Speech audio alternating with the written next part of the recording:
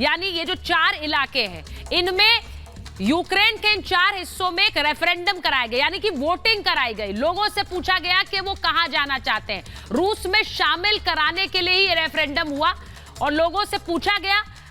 इसमें 23 से 27 सितंबर तक ये रेफरेंडम कराया गया, इस जनमत संग्रह को कराया।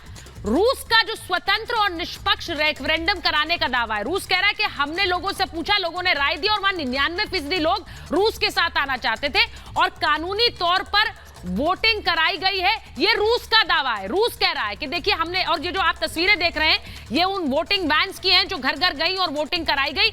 यूक्रेन पश्चिमी देशों का जबरन विलय का आरोप है, यानी यूक्रेन कह रहा है ये बंदूक की नोक पर आपने वोटिंग कराई है, लोगों से कहा रूस पे के साथ जाने के लिए आप वोट करिए।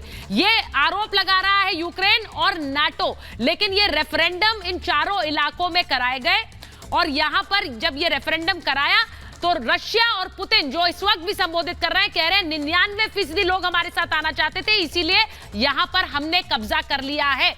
इसी बीच एक और बड़ी खबर हमारे पास आ रही है, बड़ी खबर जो कि रशिया से आ रही है।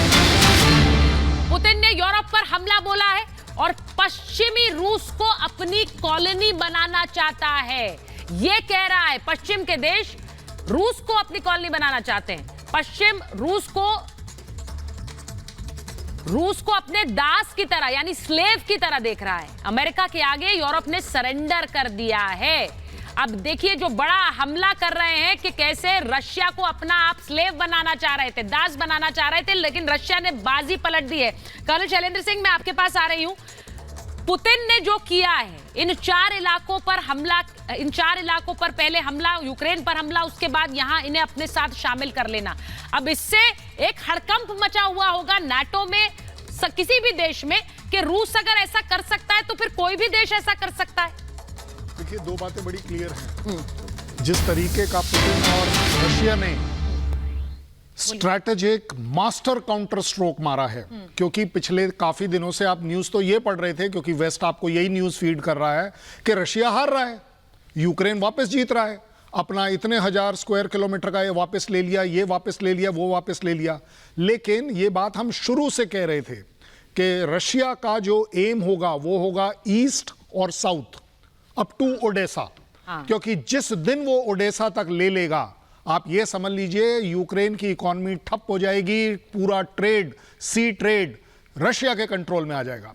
मैं आपको ये मास्टर काउंटर स्ट्रोक इसलिए बोल रहा हूं क्योंकि सीधी सीधी बात यह है, वेस्ट और यूक्रेन इस सेलिब्रेशन में लग गया कि हमने रशिया को हराना शुरू कर दिया है।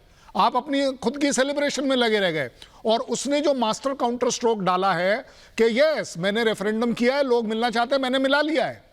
अब जहां तक इसमें ब्लेम गेम है कि चलिए जी आपने बंदूक की नोक पर किया है, कौन सा ऐसा रेफरेंडम होता है जो कि नहीं होता है? और अगर उसने बंदूक रखी थी तो तुम्हें किसने रोका था? तुम तो आजकल जीत रहे थे। तो ज़ेलेंस्की साहब आपको आना चाहिए था अपनी फौज के साथ।